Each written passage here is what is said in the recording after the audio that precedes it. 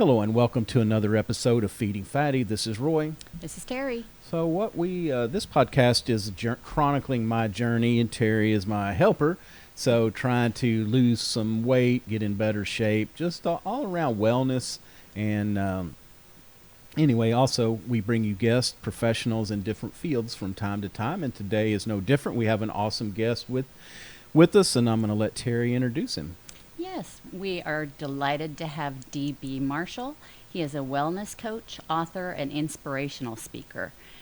In October of 2018, D.B. birthed Love's Pursuit out of emotional hardship, love, forgiveness, and spiritual enlightenment. In a robust effort to impact lives across the world, he has dedicated his heart, experiences, time, gift, talents, and more importantly, his voice to uplift others through community advocacy and support.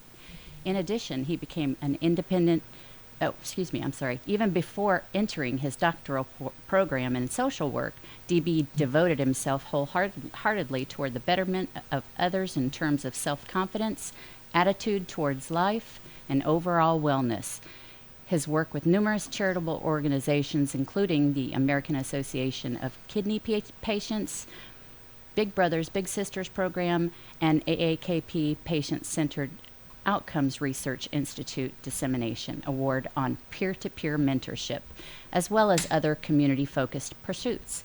They saw him develop a kinship with people from all backgrounds. His passion continued to grow, fueling his motivational speaking pursuits, advocating for noble causes while capturing the hearts of thousands in the urban community on his wellness radio show at weruradio.com. Today, that passion is stronger than ever. His honest devotion to humanity sits at the core of Love's Pursuit and continues to change and positively impact lives globally. DB has a Doctor of Social Work, a master's degree in social work, a bachelor's degree in social work, associate's degree in early childhood education, and leadership certificate. DB, welcome to the show. We're so happy to have you today. Yeah, thank you. Thank you for inviting me. Glad to be here. Well, we need some of your motivational speaking today. I was just telling her, I said, we need to see if we can get a pizza delivery man over here. So we need to talk about some healthy eating. Yikes. Yeah. Yeah, the cupboard's dry. Well, thanks for taking time out of your day to be with us. It's awesome to have you. And so kind of tell us a little bit about what led you here. How did you get here? And about Love's Pursuit. Yes. Yeah. So how did I get here? I can honestly say I got here because of love, right? So my book is entitled, I just written a book, and my book is entitled Love Pursuit Journey to Wellness. And so when I start going through things and start dissecting different events that took place in my life, and also just trying to learn who I was and who I was becoming, I want to say the theme that kept coming out for me was like loving me, myself, loving who I was, because it's not always to love who you were. Sometimes it's not easy to love who we are right now, because there's some things that we want to change about ourselves. And so it also encompasses, loving God, loving my mom, loving my family. And so the theme love was just consistent. And so when I went through a lot of hardship in my life, it brought me back to love. And what does that mean for me? It's so important. It's not only, that self-love component. We have to love ourselves before we can love anybody else. And I think that gets back to, we have to be happy with us. We can't expect other things. And I think, people like myself, we eat for a variety of reasons, but, it's all, typically it's all emotional. So we need to, we talk a lot about that. We need to give ourselves a break. And I've got another show that's more on business, and we talk about a lot there about how hard we are on ourselves. Like if we have 10 things on our to-do list today and we get 7 done, we can spend our time beating ourselves up over not getting 3 things done versus celebrating those 7 that we did, that progress that we are making. And I think most people in life, we're the hardest upon ourselves. Yeah, we're our worst enemies. I completely agree with that. And and some of it is social conditioning, right? And so I think we were almost taught that. And so we have to come back to the basics. And we have to understand that I like to use control, alternate, delete, control, alternate, delete. That needs to be a part of what we're doing every day, because that negative thought will come up in our minds. And once you have that negative thought, it causes you to feel some kind of weight. And it goes back to what you were saying, and you create this behavior, you're emotionally eating. Now you have this behavior. So we have to, hit the control, alternate, delete, and reboot. It's, start all over again. Yeah, and what are some techniques that you use? Because I think that's a key also, that, at night when you go to bed, we need to learn, and don't want to dismiss the learning component of, when we do something, you stick your hand on the hot burner, you get burned, you learn not to stick your hand back down there. But for everything else, we need to hit that control, alt, delete every night and start the next day fresh and ready to get out and do good, not only for ourselves, but for the world in general. So do you have any tricks or techniques that you kind of help you to refresh and start over? Yes. One of the things that I do is meditate, right? Okay. And so meditation comes in different forms, and I had to learn this the hard way. I went through, practicing Buddhism and praying and chanting. And when it really comes down to the nitty gritty, they all pretty much is the same thing. Yeah. So you have to find out what works for you. So I thought meditating was just really just kind of closing your eyes and you know what? And that's worked for some people, but it doesn't work for me. Yeah. And so I had to find a way to meditate in which I thought it would be beneficial for me. And so when I meditate, I just say an affirmation, so I say, I love myself, and I repeat it several times. Research shows that if you continue to repeat things at least a minimum of 3 times or more, it then becomes a part of you eventually. Yeah. And if you notice how true that is, if you notice, there's a guy on TV, car commercials, phone number, call 800, whatever, call 800, call 800 3 times, because that's what really resonates with people. So I think that's awesome advice, to affirm with ourselves 3 times what we want to get that message. And, it's interesting because my priest, he's such an awesome guy, but I get to talk to him every now and then. And that's one thing we talked about, is those negative thoughts. And I like what he said, that our mind is a grinder, but we get to choose, and it grinds 24/7, but we get to choose what it grinds. And so I think that, if we're feeding us that positive affirmation, it's like building that muscle memory too. We will become that more than that negative, hey, you know what, I could have done better, should have done, you really messed up. And then all of a sudden you become a product of that. Yeah. Yeah. I completely agree with that. So I was going to ask, so how can we stay on the positive part of that and get away from the negative thoughts, The best thing that I try to encourage and motivate people is, one, you have to understand that life in itself is a process, right? And so you have to pace your strides, pace that journey, and don't set goals that you can achieve. And when you are attempting to change a behavior, you have to understand that it takes time. And so I give a prime example. I was writing this book. I used to work out faithfully. And so I literally started writing my books roughly about September. I just went back to the gym. And so over the past few months, guess what happened? I kind of gained some fat around my stomach. So now the stubborn fat is there. And so for me to walk into the gym thinking that I am going to lose the fat around my stomach in a matter of months is probably going to be little to none, because it's easier to gain and it's harder to lose once it's there. Right. So I have to understand and set realistic goals in which I want to make sure I get back to where I was before I started writing. Yeah. So realistic, smaller goals. I mean, look at the big picture, but chip away at it a little at a time. Yeah, that's good.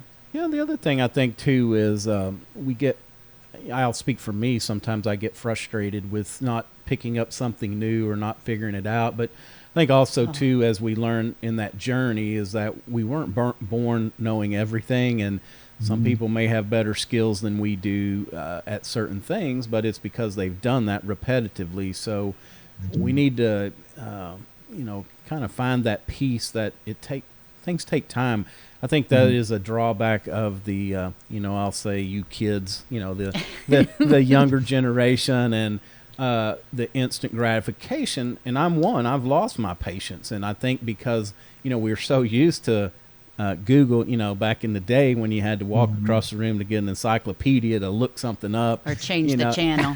Or go to, heaven forbid, you might have to get on a bus and go down to the public library to look up a book, But, you could ask yourself a question and it may be days or weeks before you could answer, where now, man, we can Google it and get anyway, the point is, I think that we've become so conditioned to instant gratification that trying to work some patience in somewhere, it's difficult. Yeah, I think it all started with drive-throughs. We think every place should have a drive-through, no matter what it is, what the service is, whatever. Right, exactly. Uh-oh, we might have lost. Uh-oh.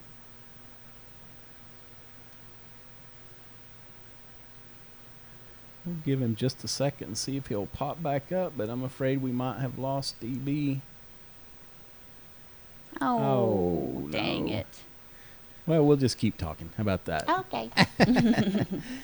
We'll give him a chance to pop back up, but I think it's just, the other thing I was going to talk about too a little bit is social media has, it only shows usually the best of other people, where there's other things going on, and sometimes that's even fake, that everybody's life is not as perfect as it may appear on social media. So no, they only want to show the good things. Yeah, and I figured for sure you were bringing me up when you were talking about having patience. Yay, we got you. Yeah, we were just talking about patience. I'm not sure how much of that you heard, but we were just saying that, we've all grown thin of patience, but we have to be patient with ourselves for sure. Yeah, patient. I used to make fun of the elderly. I ain't gonna say elderly because I'm at the staff. So I can remember the older generation saying certain phrases, like patience is a virtue. And it didn't necessarily make sense to me because I didn't appreciate patience when I was younger. Right. And ever since I hit like 40, patience has become a huge part of my life. Right. Oh, just wait. Youth is wasted on the young. I remember that. That was a huge one. So what made you decide to write this book? Was there a specific incident? Yeah, something in life that happened, or just some things that had been on your mind you just wanted to get out finally? Well, believe it or not, people have always told me that I should write a book based on just my life and my upbringing. I faced a lot of different obstacles, and to me, they weren't obstacles until I started hanging around with other people. So, in short, we were poor. Okay, yeah. And so, in the Black community, sometimes we have poor and we have poor. And so poor is poorer than poor, if that makes sense. Yes. Yeah. And so with that said, we had the powdered milk, the welfare cheese. The food stamps. I don't know if you all remember, but the food stamps used to actually be paper, like real paper with different colors. Yes. And so with that said, I went through a number of things. And the thing that really, really took me there was the divorce. So I got divorced. Maybe it's been 6 years now, and we were married for 10 years. And me personally, I really don't believe in divorce. I feel like, look, if we love each other, if there is an iota of love, right, I'm going to work it. Right. I'm going to figure out what we can do. Unfortunately, that's my value, and I had to understand that's not everyone else's value. Right. And so with that said, it really hit hard. And in addition to that, there was some other things that was going on. I was dealing with racism. I was dealing with discrimination. I was dealing with, I remember going to work one day and a car came out of nowhere and I had to avoid from the car hitting me, and my car ended up in a ditch. And they literally had to get a tow truck and pull me and my car out of this ditch. Oh, wow. It was just so much that was going on. And so at that particular time, I said, you know what? I just shut down and I went into a depression for about a little over 3 months. And so I took FMLA and took 12 weeks off, and I didn't go to work. And here's the thing. I had to make sure I did the work, because when I went back to work, although I wasn't in the same position where I experienced the discrimination and racism, I still had to go back to the same organization in which I experienced the discrimination and racism. Right. If that makes sense. Yeah. So I had to make sure that I had the necessary tools to go back to deal with certain things that I knew that was going to trigger me. Yeah. And so that started the process of the book. Okay. Mm. Yeah. Very interesting. I guess it's and that's a time to take to be very introspective. I think it's good. I think what you mentioned though is that getting yourself in that right place, because coming out of a bad situation, it doesn't matter. There's so many of them, but if we come out of it, throwing yourself right back into it before you have a chance to heal and get yourself right with the position, it can even just send you further into those depressions, I'm sure. That's correct. Yeah. Yeah. And so you have to make sure, and you have to make sure that you do the work. And so I run into so many people who just don't do the work. And, we'll just kind of talk about diets, and we were talking about food and stuff. And so, we see all of these commercials, these diet commercials. And one thing I talk about in the book is like facts are facts. You have to really understand what you're eating. You have to understand labels, and you have to understand marketing and advertising that is on these packages, because, their job is to pull you in to spend money into these products. But most times when people do that, they start a particular program, and when they start that program, they end up in a situation where they're doing it for all the wrong reasons. They really haven't dealt with the psychological aspect of maybe being overweight or however it's affecting you, right? Because there's different reasons. And so when you don't deal with the psychological part, I don't care how many diets that you get on, you're going to end up in the same particular place. So you have to first reprogram your mind. And once you change your thoughts, then you can change the feelings and the actions and the behaviors. Yeah. Yeah, and that's the most difficult part. And that is hard. Like myself, I've considered the surgeries over the years for sure, but I've always thought that even the surgery won't help you, but in the short run, if you don't change what you think, because eventually you just go back to your old ways, and then you have a lot more complications. And so that's one reason that, we're striving really hard to change the behaviors where we can live this life from now on. It's not something that's very temporary or very, has an end date or an expiration. Because the other thing about diets and programs and things like that, I feel, is that there's an end time, and then you have to go back to the real world, to real life. And if you haven't figured out how to handle that, then it's a very short-lived victory for you. Yeah, it'd be so nice if we can have, all Beyonce is coming. I don't know why, but Beyonce is coming, right? So she have all of these professional people around her to ensure that she is maintaining. But that's her work, right? That's what she gets paid to do. She gets paid to dance, entertain, and to look good. Yeah. And so, unfortunately, we don't have those resources. Right. And so we have to, one, work a full-time job, have to sit here and determine what needs to go into our mouths and into our bellies. Then we got to turn around and we have to cook it. Then when we cook it, we got to hope that it tastes decent. That's my life right there. Yeah. And Roy always says it does, I must say. Yeah.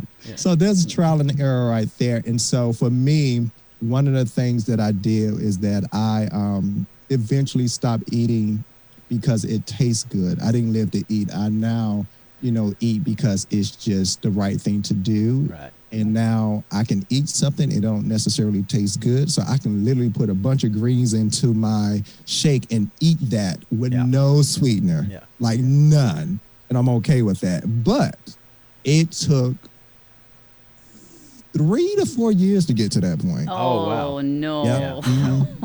Yeah. So initially I started out with a bunch of fruit and just one vegetable. Then when I got used to that, I took out a fruit, added another vegetable. Then you learn what vegetables are bitter, which ones are not so bitter, which one are stringy, and you kind of move from there. Yeah, we've been messing with smoothies, trying to do different smoothies and not put as much sweet stuff in it.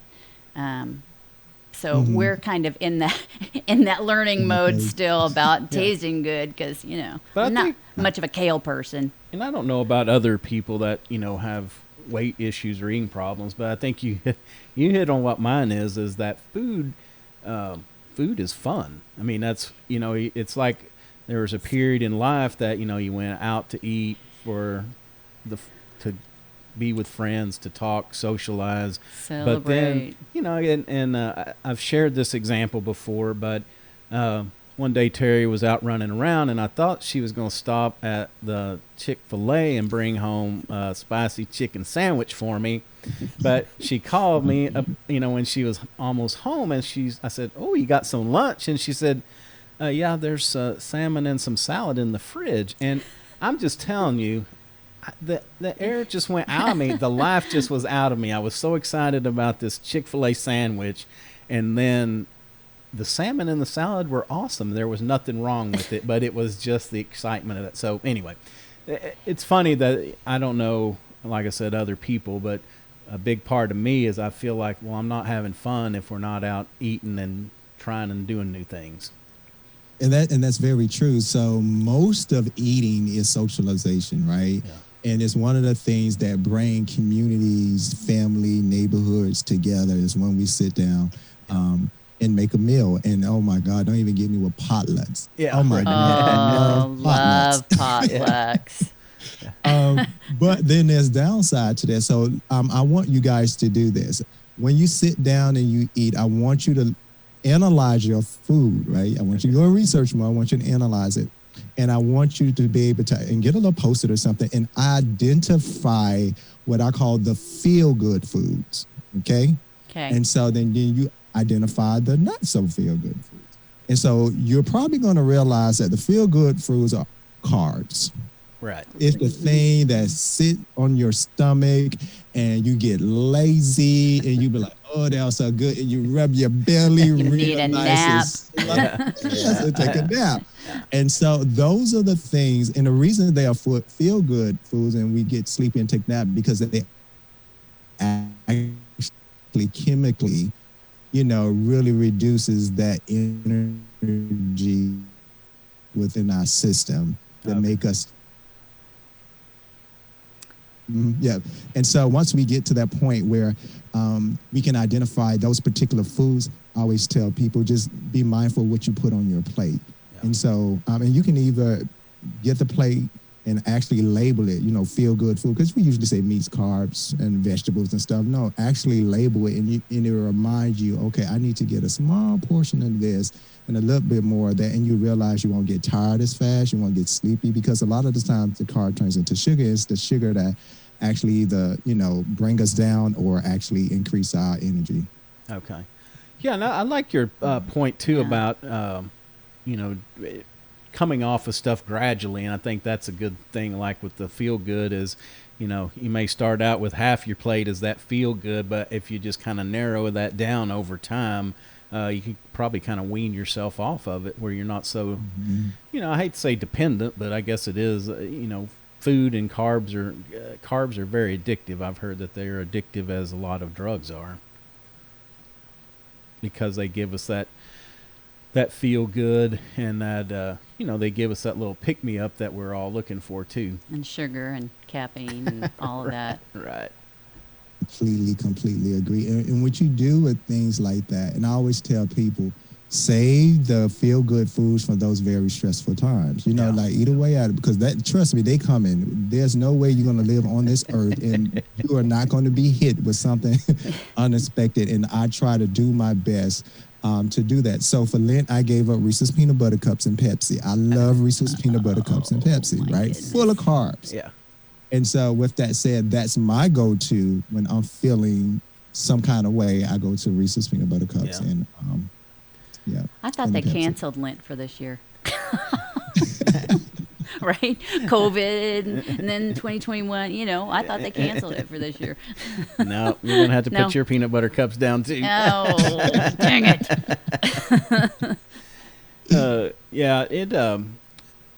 I guess it's that's kind of where patience, I think, comes in, or where we talk about patience. Or maybe the gratification that we think we have to, we have to limit that intake of that bad stuff. But we just have to reach deep down inside to get that willpower in order to know that it's the best for us. And sometimes that's difficult as well. It's like, even though we're eating something bad, we know we shouldn't be eating it. We know there's a healthier choice, but it's just that the willpower to do what we know is right. Right. And to not. And we have to understand that some of us don't possess that willpower, right? And so then that's when it comes that we have to make sure we have accountability partners to just make sure they're kind of checking in on us, just to make sure we're doing what we're supposed to do. Which kind of comes full circle to the part about, having to admit our weaknesses, because a lot of us, we don't want to admit that we need that help or that we have a problem, with that eating or with that specific food. But we have to, at some point, you just have to let all that go and say, I need that help. Yeah. And, and so sometimes changing the wording to will actually help change your mindset and also change your emotion and change your behavior. And so I no longer use weakness. So I talk about this in the book. So I always tell people to know your strength and your weaknesses, right? But and to kind of speed that up, I then start exploring what weakness is. And so oftentimes society has actually condition us to believe like, you're less than or you're not good enough. Right. So if we can kind of change weakness to mean an opportunity, I think we can look at things a little bit differently, right? So no, this is my strength and these are the opportunities. And to me, a weakness is nothing but an opportunity that you are in a process of trying to master. And that's part of your self-discovery, right? You continue to work on this particular thing. That opportunity is there. If you living and you breathing and you can move, that's an opportunity to change, right? That's awesome. That is really good. I like that. Yeah, because we could take, instead of it, I'm wanting a pizza, and so instead of taking that as a failure that I'm going to eat a pizza, I could take it as an opportunity that I can eat something else. Eat something healthy and get those carbs right. Eat that ground turkey that I'm going to wish up for dinner. Something. And it goes back to what you said with your pastor. He said, we have these thoughts, but we still have the decision, right? So it gives you that authority. And that's what we have to understand. We have to start learning to walk with and speak with authority, because I don't think we do that enough. And you may fall off the bike when you try to do that, but guess what? Tomorrow's another day and you can try it again. Yeah, that's another big thing is I came off the tracks yesterday and did it. And so like for me, you kind of break that momentum, and then it's easier to mess up tomorrow instead of, Control Alt Delete, get it out of your mind. We, had a situation yesterday, whatever that was, but today is going to be different, and you got to come out fighting again. Mm-hmm. Yeah, I completely agree. It's never too late. I preach that all the time. It's never too late. I remember watching the episode, Oprah's Master Class, and she had Morgan Freeman on there, and he was explaining how he became an actor in his 50s. Yeah. I was like, what? Isn't that crazy? I read that not long ago, that he was in his 50s before he even started, which is crazy. Exactly. Yeah. And I was like, look, I just turned 47, and I've been beaten up. I'm gonna be honest. I dyed my beard just for you all. I hide my gray. I was gonna say it looks good. Yeah, thank you. But when we're changing and we're meeting these, I call it aging milestone, it doesn't feel good. It's like you almost losing control of who you used to be. Right. And that's a very difficult process. And so when I saw that with Morgan Freeman, I was like, he landed his first star role in his 50s with driving Miss Daisy. Yeah. You know what? It just motivated me to keep going. Yeah. I did. I actually watched that the other day. That was such a good movie. I could go on. Anyway, you said Beyonce and Morgan Freeman. I'm there. I Beyonce. Oh, I'm part of the Beehive. Yeah. Now I'm looking at my beard, thinking I probably should have put a little Grecian on it. But aging is a whole big part of this too. I think it's. In our younger years, it was easier to transition to, go out and lose a few pounds, or, we're more active, where it seems like, especially with the COVID and everything we've been going through, we're just not out and about as much. And, thank goodness the cold weather seems to be behind us. So we're hoping to, be able to get out and walk around the neighborhood a little bit more. But, I know we've we have guests on that I realize that there's a separation between, we can't always exercise our way to losing weight and being slim. It's, 80% of it's what we put in. But what I can tell you for myself is that if I'm out walking and exercising and being healthy, it is so much easier for me to eat right, just because I feel better about myself. Where, when you're kind of locked in the house on a winter day and you're watching some TV, that's when all those foods that we shouldn't be eating, that's when they're all the very best. Well, I'm going to give you something to try. Okay. I did this with one of my, I don't know if I told you, I am an intern clinician, so I'm in the process of getting my clinical license. Okay. But one of the things that I encourage one of my patients, because she have her favorite show. So what's your favorite show, Rory? Oh my gosh. He likes The Closer. Yeah, over and over and over. The Closer? Yeah. All right. So when you are looking at The Closer, there's no reason when you're looking at it, because you're going to look at that every week, right? Yeah. I'm assuming it comes on every week. You get down, you get you a mat, and you start doing leg lifts, or you start doing crunches. And, and you can just move your legs while you're actually looking at it. And then when the commercial time comes, commercials are usually 3 to 4 minutes, then you can get up and you can do some jumping jacks, or you can do some squats, or you can do something. So, those are times that, you can, one, have that intimate moment with the closer, but two, also have that intimate moment with yourself. That's a good idea. idea. So that's something that I encourage people. There's no reason to look at your favorite shows and sit down and eat chips. That's what I was just going to say. I was going to say, when I'm doing leg lifts, it's going to make it hard to eat chips. But we're going to crunch the chips.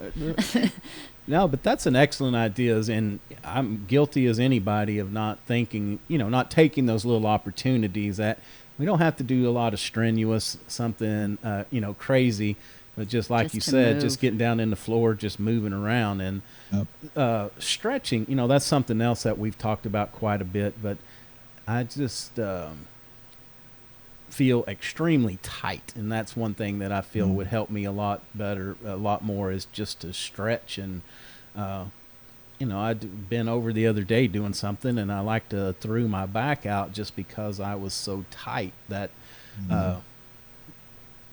anyway, I just always feel like I do better, when I'm in that physical moment and doing really good. You don't want to come home and eat. I guess because the endorphins that are released through the exercise probably are some of the ones that you get from whatever you're eating as well. Yeah. And that's real good. And that is a awesome topic, or a mentionable that you just stated, is stretching. So that's something I just recently got into. Okay. And I'm learning that we should stretch more as we become older, just because the way that the body works, things become really tight. We don't exercise as much. And so if you can, all of us, I encourage you, if you're 40 years or older, to really just get into yoga and stretching, because it will extend your life expectancy big time. Okay. Yeah, and there's actually a shop that's opened up here close to us. We went and tried it. It's a place that they stretch you out, and they have like a I guess it's a little bit different than a massage table, but kind of like an exam table. But they stretch your legs, your back, your arms, and it's amazing how I was a little sore, but it really felt good just to get stretched out. It felt really good. And another couple of things I just want to mention. So for men, I always encourage men over the age of, I would say 40 as well, to get your testosterone levels checked. Study shows that our testosterone levels peak at 25. Oh, wow. And so when we see a decrease in our testosterone, it's easier for us to pick up fat. Our fat increases tremendously. So a lot of times, a lot of the stuff happens. ED, erectile dysfunction happens, being tired or sad. Just a lot of stuff kind of happens because our body is transitioning. And for women, I always just encourage women, probably the age of 40, just to make sure that they are doing any type, like strength training. Just make sure they're doing strength training and light weightlifting. And I say that for light weightlifting because women shed, right? So you all have your menstrual cycles and things like that. And when you shed, and because you've been shedding so much, your bones get more brittle as you age. Okay. And so that's why a lot of older women deals with osteoporosis than men. So they did with the bone issue. So just make sure that you are doing something that that is weight bearing and building a muscle, because we know that women muscles are a little bit harder to develop in men because of the testosterone and the estrogen levels. Right. Okay. Yeah, Yeah. that's true. I mean, I have off and on for the last couple of years taken calcium, but I've been taking it pretty pretty good for a few months now, daily. I had a checkup, and of course that's one of the things that the doctor was talking about, because Yeah. I've got aches and pains, and if I don't get out and walk, I don't much like to go to the gym other than to use to walk there. But I do love to walk around where we live, and if I don't get out and do that, I can so tell a difference. But Yeah. the calcium definitely has been helping as far as with some of my aches and pains, the ones that Yeah. can be helped. Something that's been kind of on my mind too the last few days is we were looking up some questions that people ask all the time, and one's what is considered a low carb diet. And so we kind of talked a little bit about it, but I think it's important to mention that when we veer off or when we make changes, the first thing we always say is we're not doctors, so always seek out a medical Yeah. professional, registered dietitian or a nutritionist. But people, I think there's a domino effect that when you cut something or increase something, it changes the macro and micronutrients that you receive. And, Yes. It's important. We always recommend getting an app or marking it down, however you can track it. But, they got some apps that are good, because that way you can see that you can actually be doing more harm to yourself. You may be losing weight like you want, but there are things that you could be messing up in that process. Right. So it's always, I think it's always advisable just to watch those nutrients to make sure you're getting as much of everything, and I think iron is another one for women that they have an issue with where men don't. And, like my doctor said, be careful of iron, because, you can do too much of it for the men. And so again, Right. it just, we just have to be very careful about tweaking all this stuff, and not, I think the moderation is probably the key word for anything that we want to try to do. Yeah, it goes back to pacing your strides, what we were talking about earlier. Yeah. It's a pace. Always, get your annuals. The annual is going to give you your lab works, and the doctor is going to pretty much give you recommendations of where you need to go. So I completely understand what you're saying about that. In my opinion, and it's just an opinion, I always, when people are struggling with carbs, I encourage them to kind of wean off of carbs and increase the fats, right? Yeah. So the carbs have the sugar that's processing in your system, and the fat necessarily don't. So you have your avocados, you have your olive oils and things of that. Well, we've always been taught that carbs give you energy. Well, fat does too. Yeah. Right. Nobody never talked about fat when we were growing up, right? Right. And there's No, we been just ate some, there's been some anecdotal evidence. Anecdotal? Yeah. Well, there's been One some of those. evidence. We'll say that.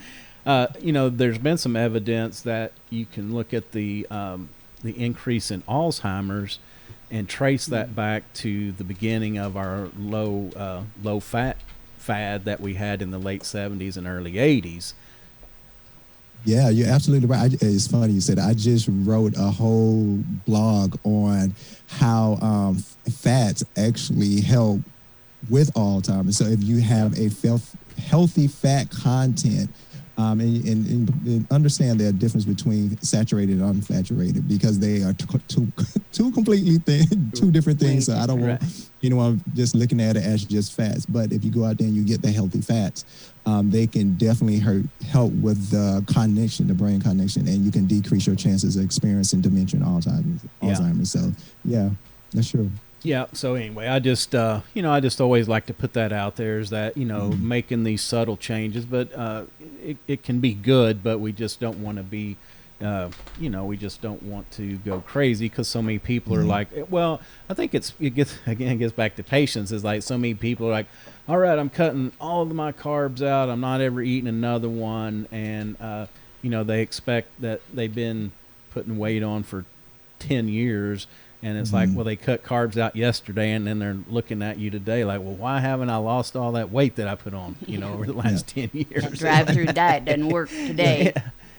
it's always healthy to create that baseline. So the baseline will be when you go to the doctor and they say, hey, you don't got a thyroid issue. You know what I'm saying? You don't have hypertension. Right. You don't have high cholesterol, because you need to know all of that information before you start implementing any kind of diet. Yeah. I'm real good about going to my physicians, twice a year, and that's just for me. Yeah.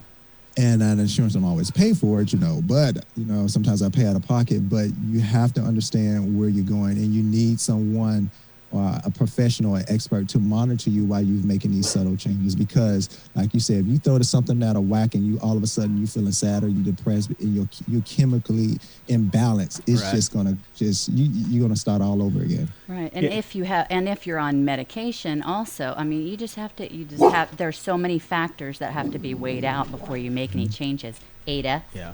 Have a little- Ada's it's barking. It's 5 o'clock. The dogs are going Dog off. food They're like time. alarms when it's time for them to eat. They know. I was just going to speak to your, the carbs, about you saying coming off those gradually, because I've got it's a comical story, but it's been about 3 or 4 years ago when my doctor diagnosed me with type 2 diabetes, and he said, look, I want you to get your carbs down, try to stay between 40 and 60 a day. And like, okay. So that was on like a Wednesday or Thursday. And so Friday and Saturday, as I'm working around the house, I start feeling terrible. I mean, like, I felt like right at the top of my head was fixing to blow off. And I thought I was having some kind of a high blood pressure event. And I was like, oh my gosh, I'm fixing to have a stroke and dying, so I just my goal was just to live through the weekend and, get back to see this guy. So I called him up Monday. I'm like, I've got to come see you. He's like, you're just here Thursday. What's up? I said, well, I feel like I'm having a stroke or something. My head's fixing to blow off. And he started laughing. He's like, have you been holding your carbs down? And I said, yeah, I've been trying to keep between 40 and 60. He said, yeah, you're just having carb withdrawals. He said, Yeah. he said carbs are so addictive. He said it's just like a drug that, you come off of it. He said, you're going to feel bad for 3 or 4 days or maybe even a week. But he said, stick with it and you'll get yourself through it. So I always laugh about that, we don't realize how addicting. And like you said earlier, these companies formulate foods in order to sell more of them. And so sometimes the things that we eat, that's something when you start looking at carbs, you will find that they are hidden everywhere. Yes. And you really have to check Everywhere. The devil. I call them the devil. They The are. devil's minions.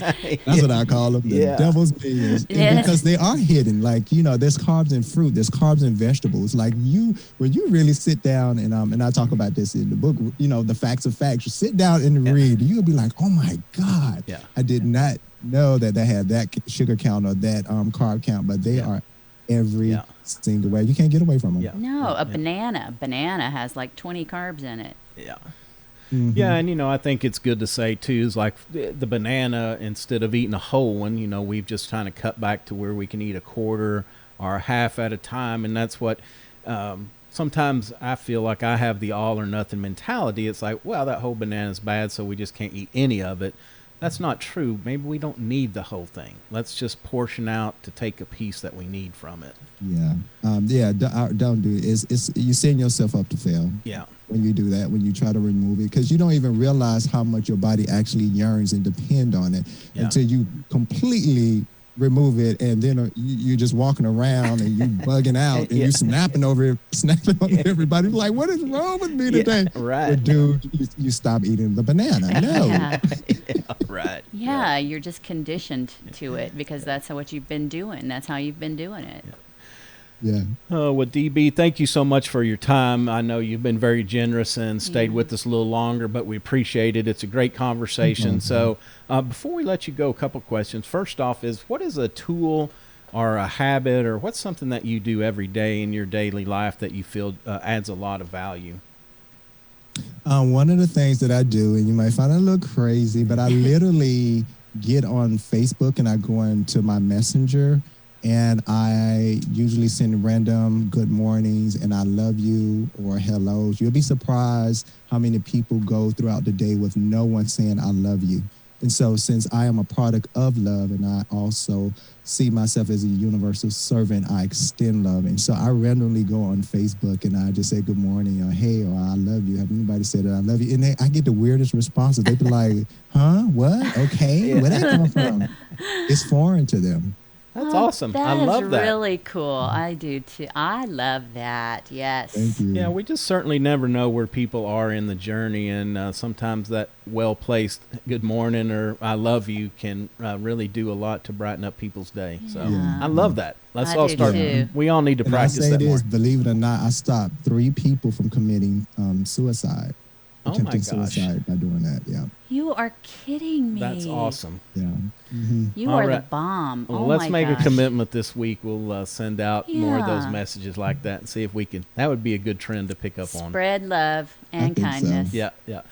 All right, DB. Well, thanks a lot. So tell everybody, of course, how can they reach out and tell us about the book, how they can reach out and get a hold of you. Awesome. So I'm on every social media platform, LinkedIn, Instagram, Facebook, Twitter, Loves, Loves Pursuit, Pursuit, ATL, ATL short for Atlanta. So Loves Pursuit, ATL. You can find out a lot of different things that I'm doing because I am doing a lot. I'm in the community all the time. In addition to that, Loves Pursuit, ATL.net is where you can purchase my book. The book actually will be launched on March the 17th. Okay. So next week, Wednesday. Next the book week? will be- All right. Yeah, Happy yeah, St. Active and Patty's Live, Day and the goal is to, book. I'm on this campaign trying to encourage everybody like, hey, Yeah. I'm trying to become a bestseller. Yeah. So I've been on that campaign there. So those are the two, all the places in which you can reach me. Okay. Awesome. Well, we certainly appreciate that. Y'all reach out, pick up a copy, get on your social media this week, and let's spread a little love and a little happiness and joy where we can. We never Yeah. know who needs that in our life. So Yes. Congratulations on the Yeah, book. congratulations. It sounds awesome. And also, we'll say that you are finishing up your dissertation, so we wish you Yeah. well with getting that taken care of. Yes. We yes, wanna- thank you so we want much. to Good remove. luck. We want to remove that label that we talked about prior to that. We want to remove the ABD after your name. There you go.